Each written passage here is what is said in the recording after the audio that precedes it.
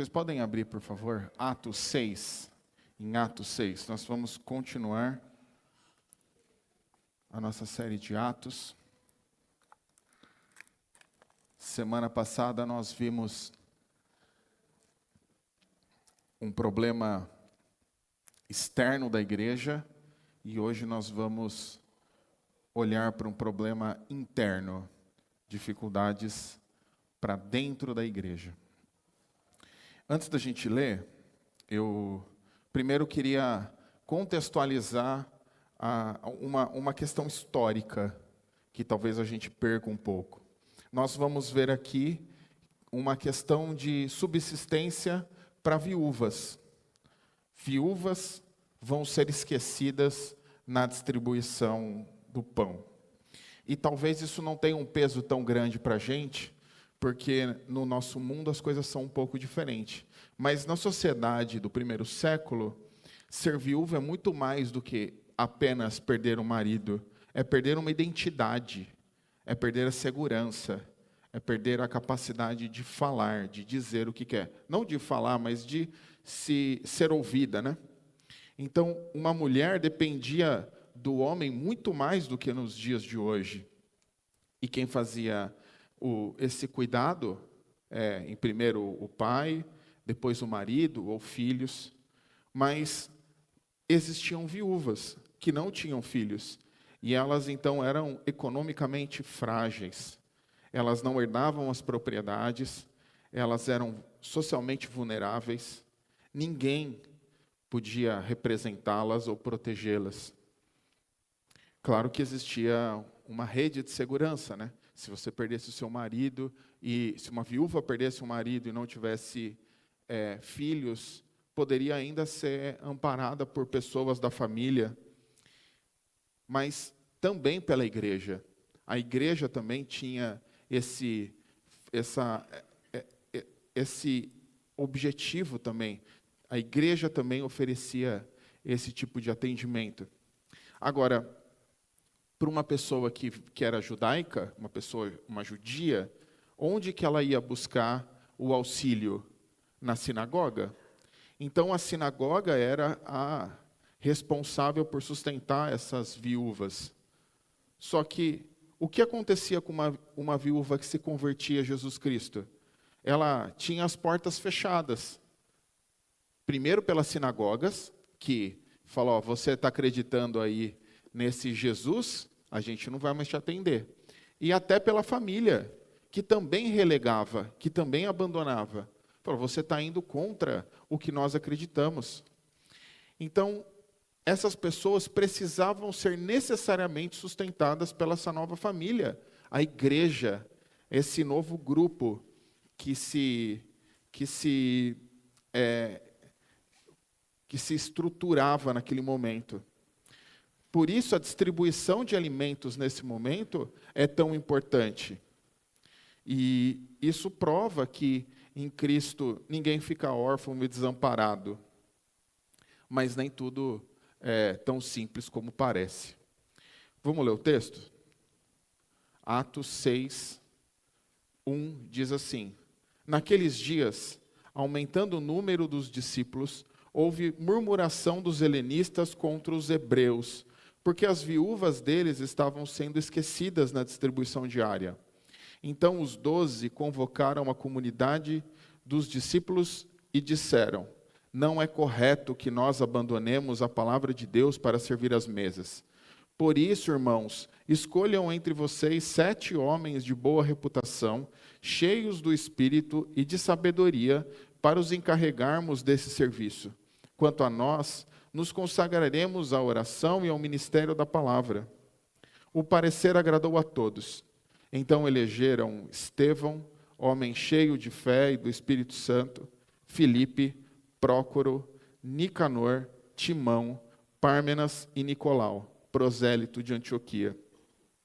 Apresentaram esses homens aos apóstolos, que orando lhes impuseram as mãos.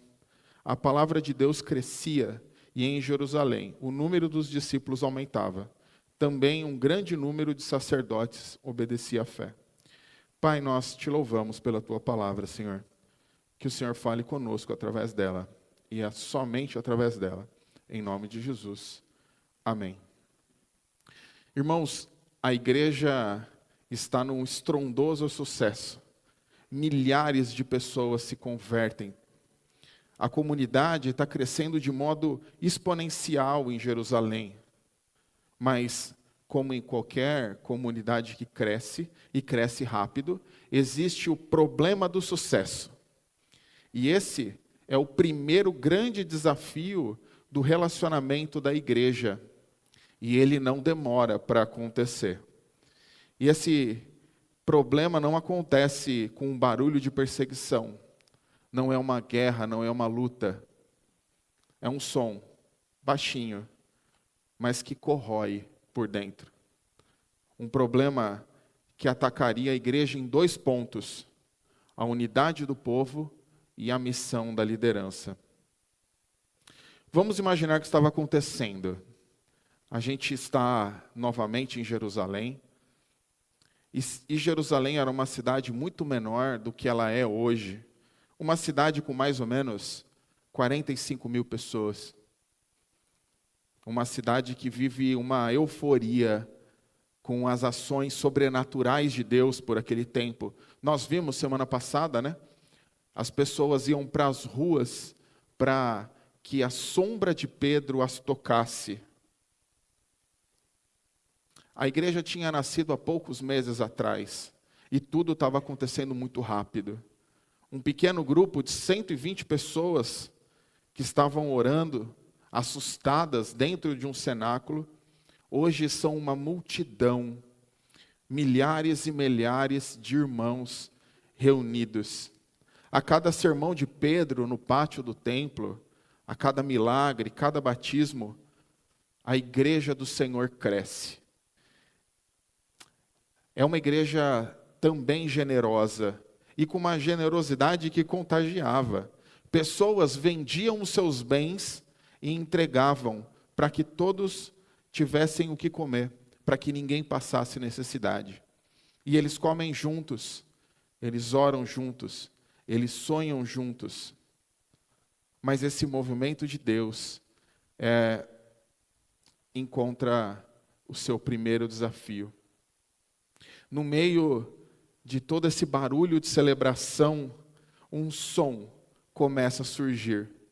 Tímido no início, quase inaudível. Um som que infelizmente muitos de nós conhecemos. Não é um grito de protesto, é um sussurro, uma murmuração. Começando nos cantos, nas fileiras da distribuição de pão e de mantimentos diário. Imaginem a cena, sol quente, a poeira, e um som baixo, um zumbido como de abelhas. Pessoas comentando umas com as outras. Você ouviu aquilo? De novo está acontecendo aquilo. Vamos imaginar uma senhora viúva daquele momento. Ela não era de Jerusalém, ela falava grego, ela tinha um sotaque diferente, ela não falava aramaico fluentemente. Ela vem de uma pequena propriedade que ela tinha em Corinto e viaja semanas a pé para se juntar com aquela comunidade que começava. Ela vinha cheia de esperança.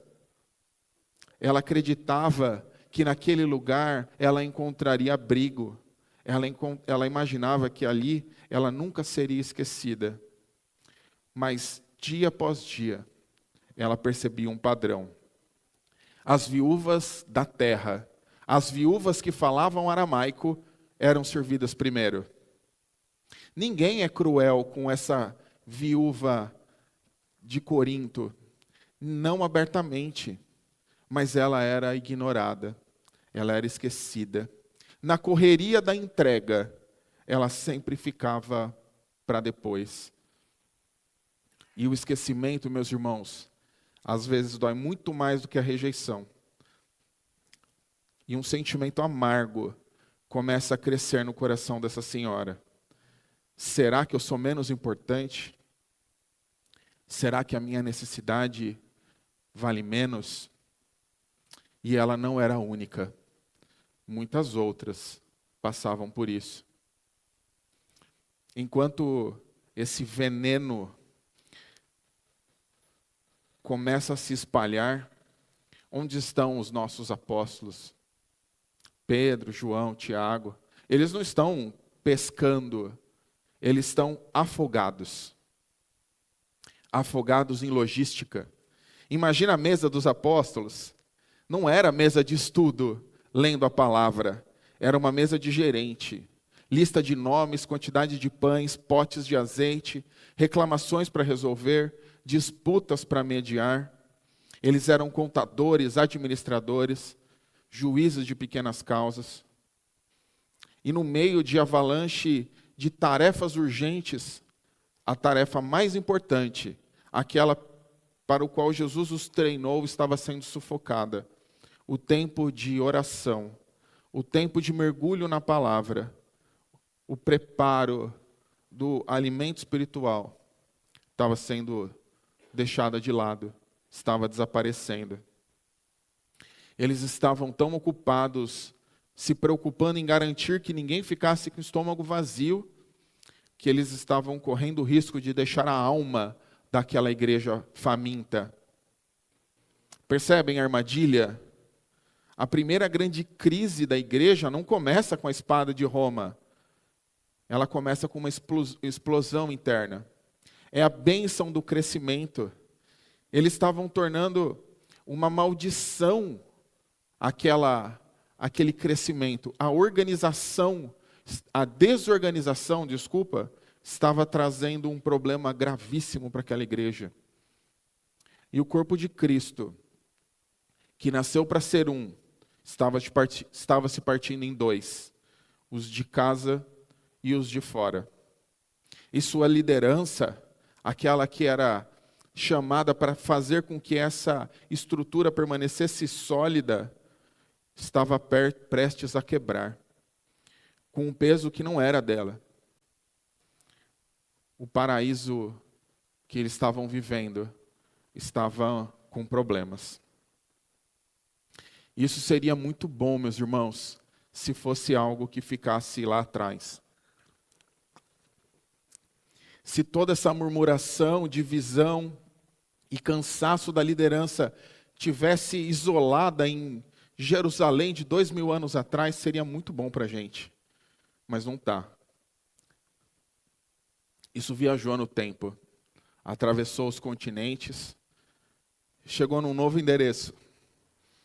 Almirante Isaías de Noronha, 93, Vila Pereira Barreto, do lado do mercado municipal. Essa história é nossa também.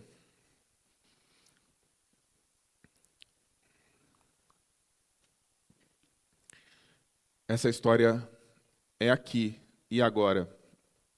Aquela murmuração da reclamação pode ter mudado a forma, mas não a essência.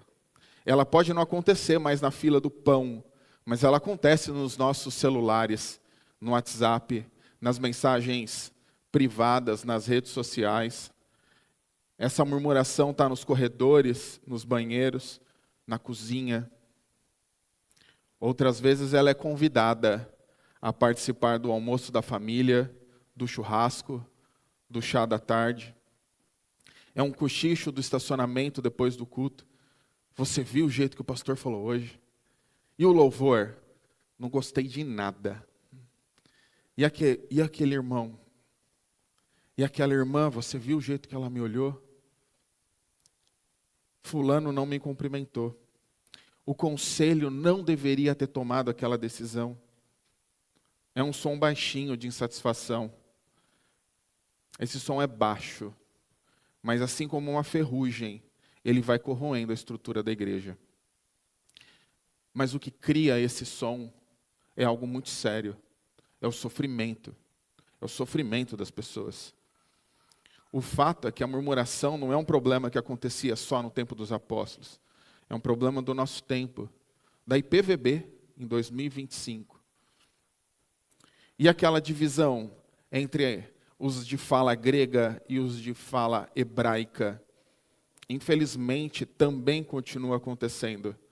Não pela língua, nós não nos dividimos aqui entre os que falam grego e hebraico, mas nós temos outras divisões. Eu tenho um amigo que ele é descendente de japonês, que ele foi morar no Japão por alguns anos para trabalhar. E ele me contou que os japoneses, os japoneses naturais, são bastante nacionalistas. Eles têm uma mentalidade que cresceu muito depois da Segunda Guerra Mundial e que foi um período onde o Japão estava se reconstruindo. Não só materialmente, estruturalmente, mas também emocionalmente.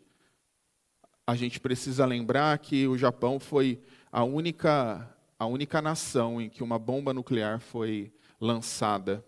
Aquelas pessoas estavam traumatizadas e destruídas. E depois da guerra, o país estava devastado. Nesse contexto, os japoneses que saíram do Japão e emigraram para outras nações são vistos com um certo ressentimento. As pessoas olham para eles como traidores da pátria. E ele, quando foi trabalhar lá, ele era visto pelos japoneses como alguém que descendia de traidores.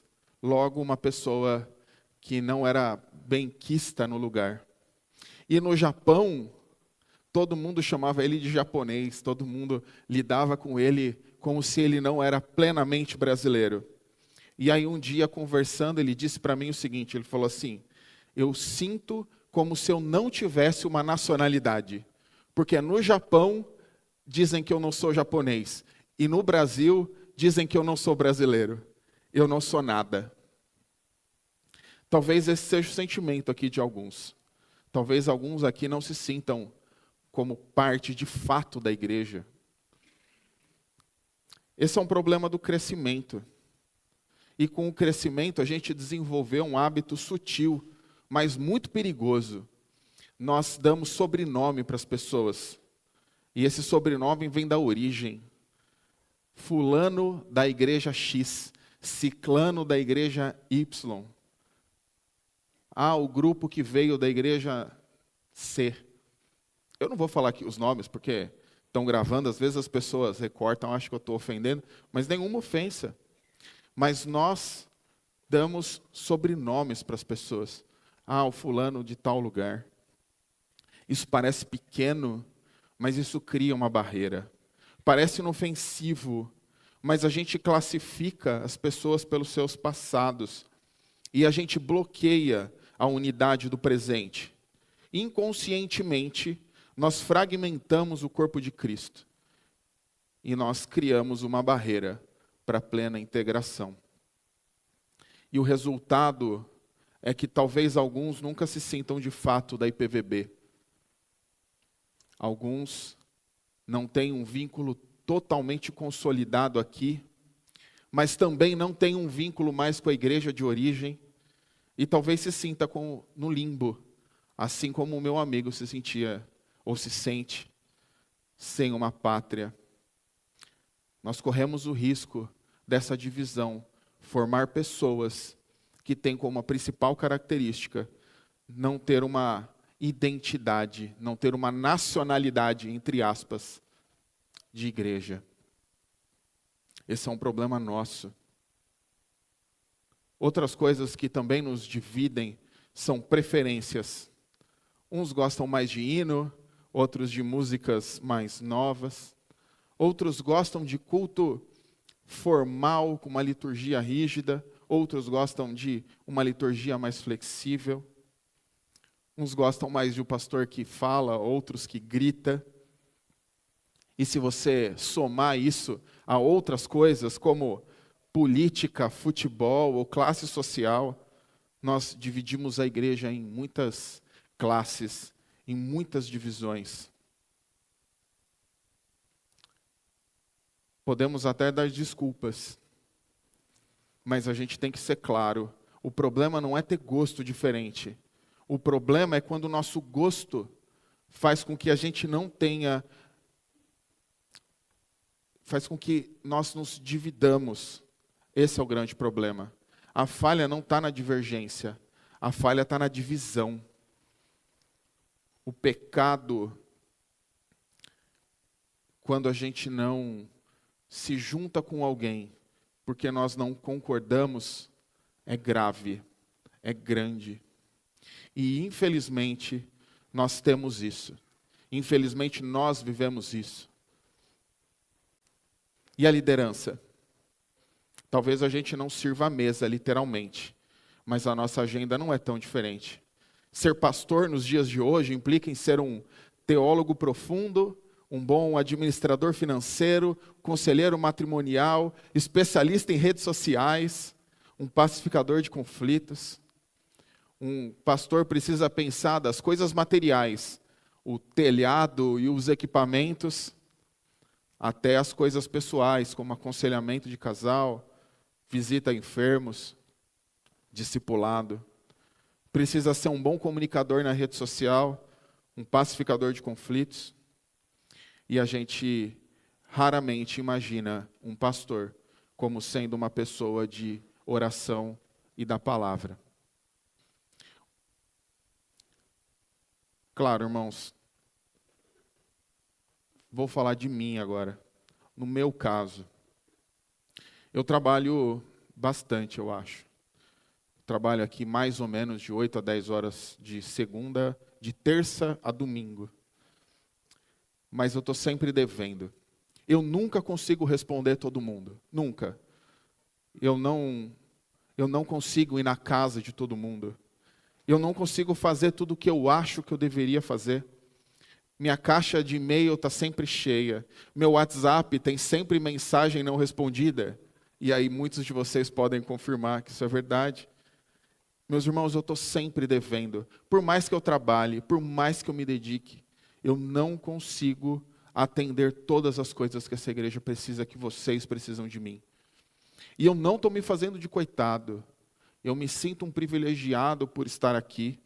De fato, eu me sinto chamado a fazer o que eu estou fazendo. Não é uma reclamação. Não é isso. Mas ser pastor é um trabalho muito maior do que qualquer um pode carregar. Não é só eu. Tive conversas com outros pastores que a gente pode avaliar nesse mundo como mais bem-sucedido, que sentem as mesmas coisas, que têm as mesmas dificuldades, se sentem devendo, assim como eu. Mas essa luta, claro, não é só minha, né? Nós hoje temos um conselho com 5 irmãos.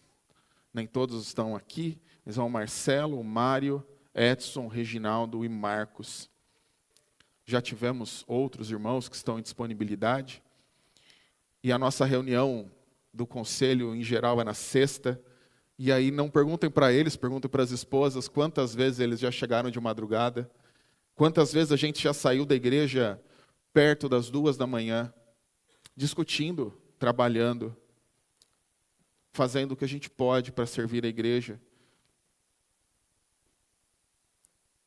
Temos o pastor Rafael, o seminarista Maurício, que também se dedicam, também tem muitas horas semanais de trabalho.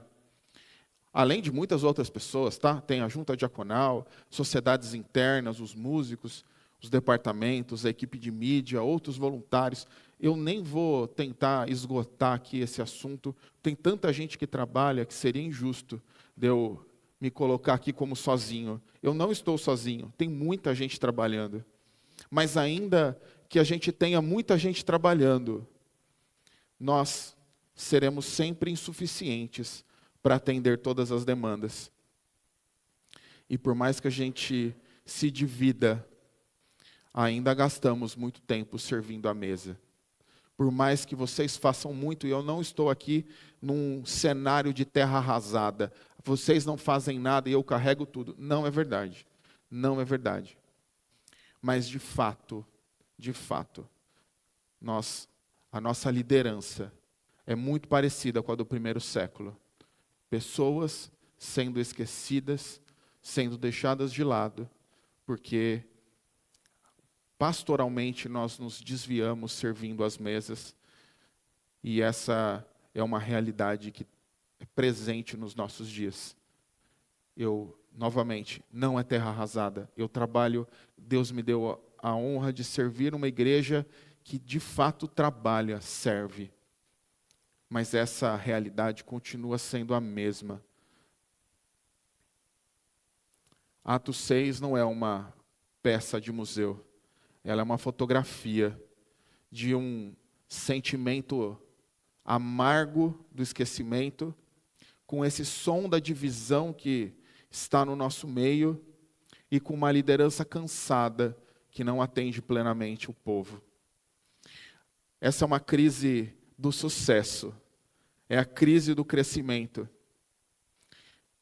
E uma bênção que quase quebrou a igreja no primeiro século bate à nossa porta. E aí a gente pode fazer a mesma pergunta do que aqueles homens fizeram. O que nós faremos a respeito? Nesse momento, meus irmãos, o texto retorna, né? Esse momento de quebra, a igreja prestes a rachar, e podia dar um fim trágico para essa história, algo acontece. O que os apóstolos farão, né? Podia acontecer duas coisas aqui, meus irmãos, nesse momento. Um decreto autoritário dos apóstolos para silenciar as queixas.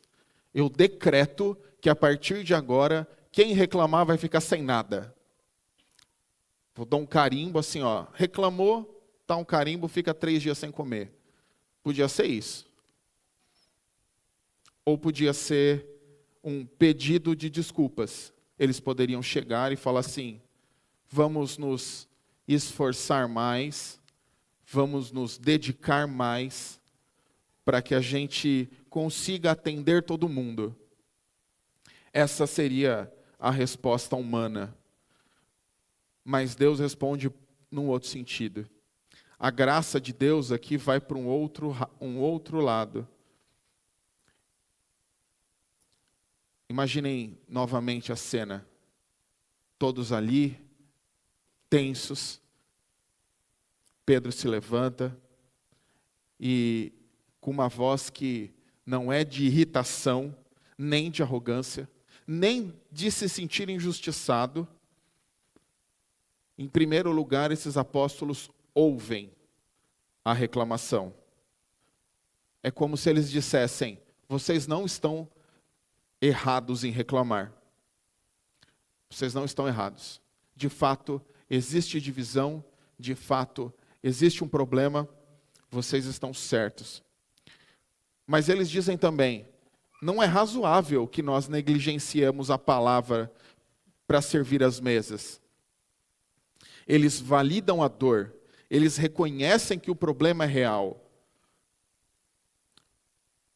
Mas, a partir de agora, a solução virá de outro lado. E aí, um plano de ação é traçado, não por capacidade humana, porque, como eu disse, a nossa capacidade daria ou uma regra para que quem reclamasse perde tudo, ou me perdoa, a gente vai tentar se esforçar mais, mas vem do céu uma ideia. Não vamos dividir isso.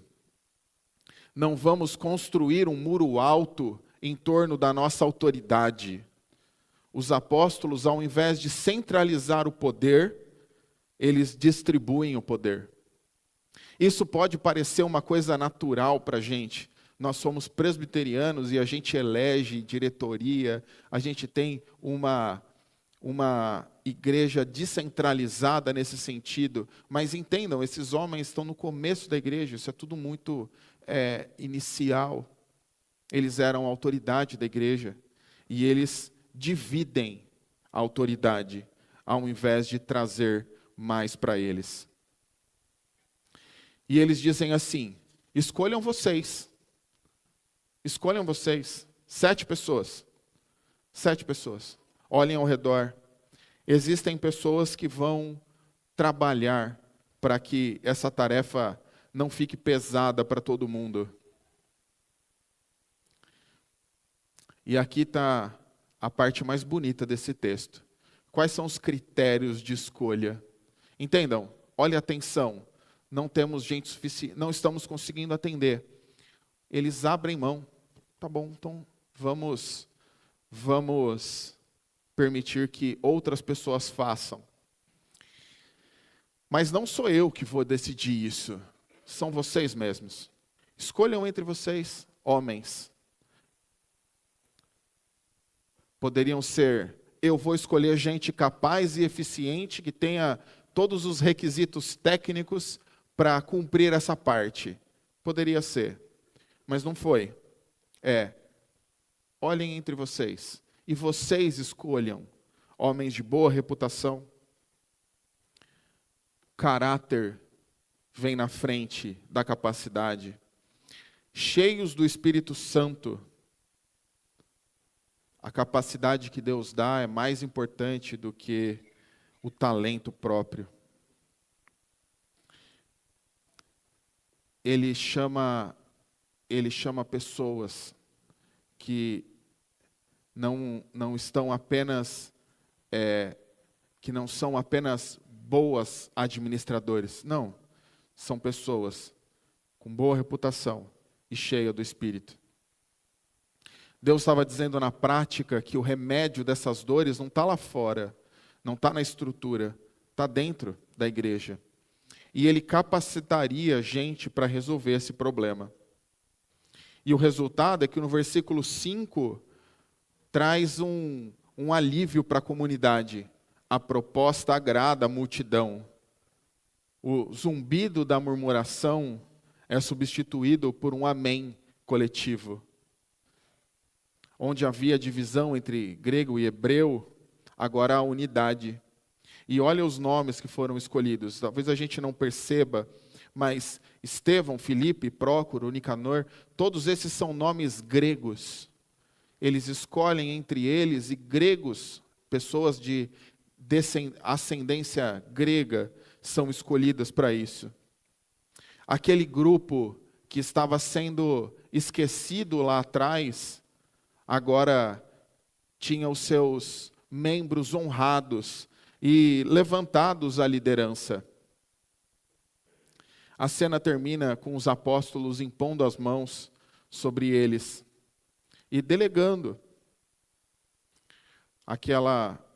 Deus não só conserta um problema logístico, mas Ele transforma uma queixa em um ministério totalmente novo, restaurando a unidade da família. E uma crise que se transforma num novo ministério, uma divisão que produz unidade. Mas a melhor notícia é que isso não terminou lá. Assim como os problemas do primeiro século chegaram até nós, nós também podemos usar a mesma estratégia. O mesmo Espírito que deu sabedoria aos apóstolos continua dando no nosso tempo. E pela graça do Senhor, Deus pode levantar aqui Estevãos, Filipes, Prócoros, outros. E Deus continua levantando irmãos para o serviço. O que isso significa na prática? Significa que cada murmuração que ecoa nos corredores e nos grupos do WhatsApp é uma possibilidade de uma escuta das lutas e dores e uma proposta de solução. O conflito não é o final. Ela pode ser o veículo da graça de Deus. O conflito pode ser o local onde nasce uma boa ideia, um novo ministério. Ele nos convida a apontar para soluções e orar por pessoas cheias do Espírito Santo, com sabedoria. A liderança cansada e sobrecarregada pode estar recebendo o auxílio de gente muito importante para a solução desse problema. Gente como você. Você pode ser a solução dessa divisão da igreja. Você pode ser o alívio. Você pode ser aquele que vai se colocar no lugar do buraco, da brecha. E não imagina que você não tem a capacidade. Eu também não tenho. E Deus não espera super-heróis. Deus não espera levantar aqui pessoas super capacitadas. Deus levanta pessoas e depois capacita. A gente precisa orar, meus irmãos, para que Deus levante pessoas cheias do Espírito Santo, com coração que queima pelo evangelismo. Gente que às vezes alguns irmãos aqui não apareceram no texto, né? Nós temos Estevão pregando, mas outros aqui, Prócoro, Nicanor, são homens que não tiveram destaque na Bíblia, além do seu nome dito naquela lista, mas que de maneira silenciosa cuidaram daqueles que estavam necessitando. Deus pode usar você para cuidar das mesas da nossa igreja. Você pode se levantar como voluntário. De novo, Deus não está procurando pessoas perfeitas. Deus procura pessoas dispostas. E capacita aqueles que se levantam. Imagina uma igreja onde todo mundo trabalha, onde todo mundo se dedica. Uma igreja onde a liderança tem mais tempo para orar, para preparar o sermão. Porque as mesas, cuidado com a administração, cuidado com as coisas da igreja, estão sendo plenamente geridas por dezenas de outros homens e mulheres, ministros do Evangelho, cheios do Espírito Santo. Imagina uma igreja onde nenhum novo convertido se sente perdido, onde há pessoas que trabalham no acolhimento, nenhuma viúva se sente sozinha porque ela é visitada, nenhum jovem é ignorado porque é pastoreado, as crianças se sentem protegidas e cuidadas. Imagina uma igreja onde nós gastemos menos tempo apagando incêndios e gastemos mais tempo fazendo aquilo que é verdade, aquilo que é necessário, que é pregando o Evangelho. Um dos presbíteros dessa igreja, que já está mais no conselho, dizia que nós gastamos muito tempo naquilo que é urgente e gastamos pouco tempo naquilo que é importante. É isso aqui. Nós precisamos inverter essa situação. Nós precisamos de você para isso. E essa não é uma utopia. Eu não estou falando algo que eu estou criando da minha cabeça. Esse é o plano de Deus. É assim que Deus fez naquele dia em Atos 6. E com isso, meus irmãos, nós precisamos esperar algo. Nós precisamos esperar algo com isso. O versículo 7 diz: a palavra de Deus crescia em Jerusalém e o número dos discípulos aumentava. Também um grande número de sacerdotes obedecia à fé. Vocês entendem? A organização, o serviço, não é o objetivo final. Ele é o preparo do terreno para uma colheita de almas. A graça nos chama hoje para arrumar a casa, para corrigir os nossos problemas. Mas não para que a gente viva na casa mais limpa e organizada do mundo. Vocês sabem aquela que você entra e tudo está no lugar? Não é isso que a gente é chamado a fazer apenas. Não é esse o fim. Nós devemos arrumar a nossa casa, organizar as coisas, para que mais pessoas se acheguem ao Evangelho. Não só aqui, tudo bem? Não só aqui. A pessoa pode passar por aqui, para outro lugar, está tudo certo.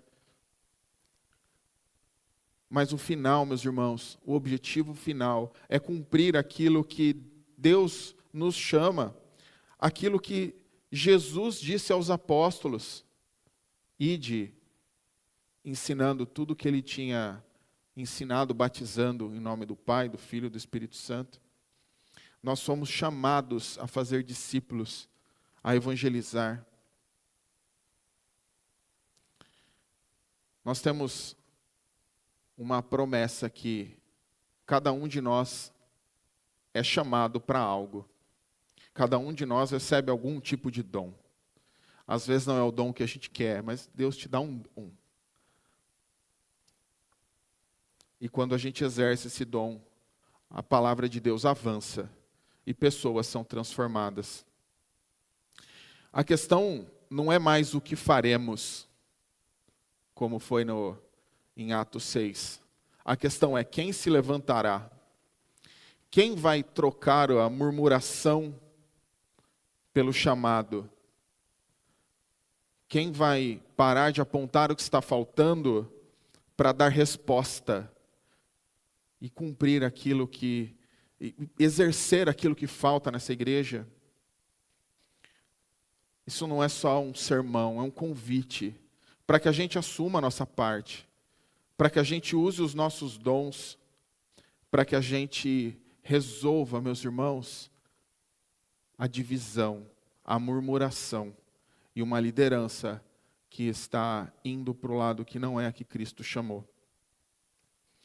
Nós precisamos orar para que Deus nos dê graça e que nos transforme nisso. Que essa seja a nossa história, que essa seja a história da Igreja Presbiteriana da Vila Bonilha. Vamos orar? Senhor Deus, nós te louvamos, ó Pai. Pedimos que o Senhor nos transforme, que o Senhor cuide de nós, que o Senhor traga, Senhor, unidade, que o Senhor quebre, Senhor, a murmuração do nosso meio, que nós sejamos, ó Pai, dedicados naquilo que fomos chamados e que encontre em nós, ó Pai, pessoas de oração e de palavra. Pai, que essa igreja seja um lugar de acolhimento, que seja um lugar de bálsamo, que as pessoas se sintam plenamente bem, integradas, juntas, ó Pai, aqui. Que a unidade, Senhor, que é buscada, ela seja concretizada nesse lugar. Que nós sejamos uma única igreja, sem sobrenomes, sem identificações, sem nada do que nos divide. Que a murmuração, ó Pai, que é de fato muitas vezes verdadeira, Senhor, que ela seja uma oportunidade para que a gente tenha mudanças, novos ministérios, gente servindo. Pai, que o Senhor transforme a nossa vida, que o Senhor transforme essa igreja e que nós sejamos, ó Pai, aqueles que te servem levando a palavra. É o que nós te pedimos, Senhor, em nome de Jesus. Amém.